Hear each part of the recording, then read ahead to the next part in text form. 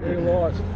Okay, you went to. I went to Flip and Rusty and Frank Pavone and Don and I, Don Treshman, went to Little Rock. So we went to Little Rock, and all the groups were there. Okay, nobody.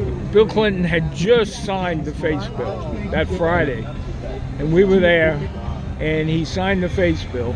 And when I got off the plane, the press was surrounding me. You know, you talk about the press here. The national press was surrounding me. And they said, "What are you going to do?" I said, "I'm going to rescue babies." And they said, "Well, what about face?" I said, "I don't care about face. This is nothing." I said, "I dare Janet Reno." You know, an idiot. I dared Janet Reno to hit it with face. Okay. So what I did was Flip and Rusty and them. Don wanted to go to Fayetteville because he had an agreement with NBC for an exclusive interview. We were going to rescue him in Fayetteville. It was too far away. I said, "Don, we're not going to do it." Okay. We had a big fight. Okay. Rusty got involved. Flip got involved. I said, "I'm rescuing right here." They said, "Well, we don't have to. We're rescuing right here." So finally, I got Don to agree. Okay.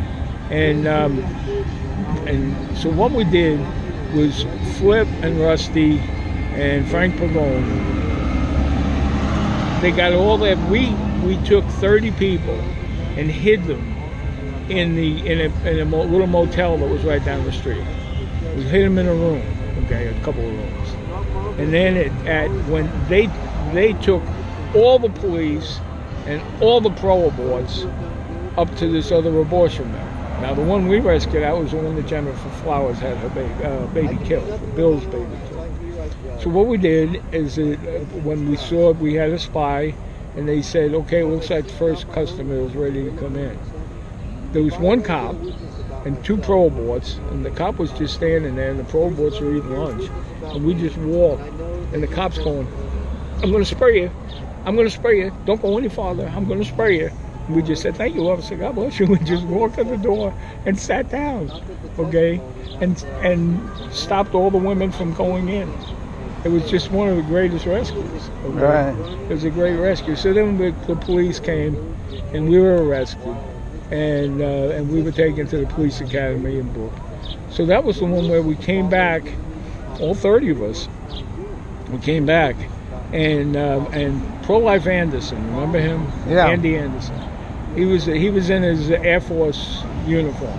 Yeah. And he's the first one in front of the judge. The judge says, "Oh, look, what I'll tell I'll do is I'll give you a $25 fine. You pay the fine, you go home." And Andy walks up there and he says, "Your Honor," he says, "in good conscience, I can't pay $25 fine." Judge is livid. "Get him, sit down. Next person." "Your Honor, I can't pay it 20.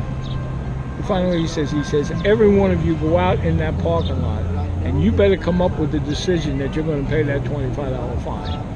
And we walked in, and the first 4 people said, "In good conscience, we can't pay." He put us all in jail. He says, "You've got 2 months in jail."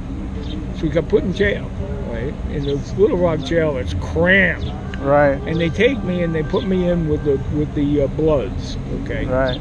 And I don't know if you ever heard that story. They put me in with the Bloods, and I'm out in the courtyard watching them play checkers. There's about 15 of them.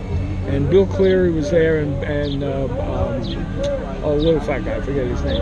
But they were in their rooms, and I was out there watching them play checkers. And DC, the head of the Bloods, says, "Hey, white man, what you doing looking down my face, man?" "Just watching you play checkers." So I waited until everybody else walked in, and then finally the Bloods walked in. So then I knew that I was going to go in after them. And DC comes up to me and says, "I'm sorry, man. I didn't mean to come down on your face." I said, "What you in here for?" I said, "Oh, we're an abortion clinic saving little babies." "Oh, man, that's cool." He said, "My boys and I were against abortion." He said, "I got 10 children and 5 wives." I didn't think it right at that point. That was a good idea to address that, huh? Yeah, not a real good idea to address that. Yeah. So we became really good friends.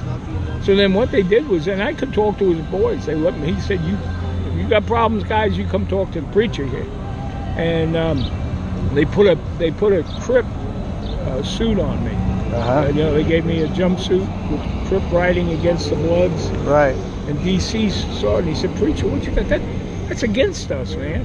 I said, "Well, that's what they gave me." And he goes up to the little squawk box thing and he says, "If you don't get this jumpsuit off that preacher," he said, "we're going to riot in this place." I had 15 guys. 2 seconds, I had a new jumpsuit.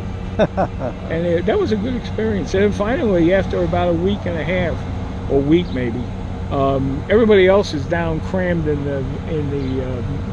a little tiny holding cell, right? And the judge, the sheriff, then they tried to give me an overdose of insulin. I called my lawyer. Thousands of people are calling the jail wanting to know why they're trying to kill a minister in jail. Okay. So he calls us in and he says, "You boys going to go home if I let you out?" He said, "I forgot to give you some kind of a work release." He said, "You going home?" "Yes, sir." "All of you?" "Yes, sir. We'll go home." "Fine." He said, "Because if that judge finds out I let you out," he said, "I'm going to be in real trouble." And we said, "We'll go home." And we all got out and we all went home. So how long were you in there in jail? About a week. Okay. And then one of the guys actually got a conscience and went back to Little Rock. And he went in front of the judge, and the judge gave him like 6 months.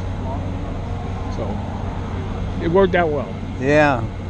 So you rescued 10, 11 times, but since Face, but you were never charged with Face being a... I was charged with Face. I was the first one charged with Face. Oh, really? Tell me about that. I don't know. My wife, I had forgotten about it. Okay. My wife, we went to a leaders meeting 2 years ago in Little Rock, of all places. And my wife's looking through folders, and she says, "Did you see this?" I said, "No, what was that?" She says, "You and Don were hit with Face, and Danny Ware." Criminal? Oh yeah, Daniel Ware. Criminal Face. Yeah. Daniel died in Texas. In Texas. Yeah. Criminal Face, not civil. Yeah. Not civil. Criminal Face. Right. They were going to make an example of us. Right. But we had a good lawyer, and he read that bill backwards and forwards. Criminal Face is very hard to prove. Civil Face is not hard. But criminal Face, you have to prove there was a conspiracy, that they were actually a conspiracy. You got a sign down there. You have to prove that there was a conspiracy. That's very hard to do. Okay, very hard to do. Now, civil, you don't have to prove that. Okay. But the two boys got, I don't know, about 6 months in jail in Melbourne for doing a lock and block on the Face. That's conspiracy. That wasn't just 30 people walking to a door. They actually planned it out, and they hit them with it. You know, they planned the whole thing out. So they, lock and block. You just don't come up, but just walking. So that's why these guys are getting hit with civil Face. Right. And not criminal. Everybody's worried, oh, we're going to go to jail. It's very hard to prove. If they have a good enough lawyer, they'll scapegoat. Okay. That's interesting, because some of the people that are, that don't understand rescue, say, well, they were only charged civilly. I said, it doesn't really matter. No, because an unjust punishment, is an unjust punishment. Whether it's civil or whether it's criminal. Sometimes one is better than the other. And for Michael Bray, I think he would have just as soon done a criminal deal than a civil. He lost his house and everything. Yeah. Well, he also went to jail. Yeah, and you can't for contempt. No, Michael Bray. Michael Bray, yeah. He went to jail criminally before for arson, yeah.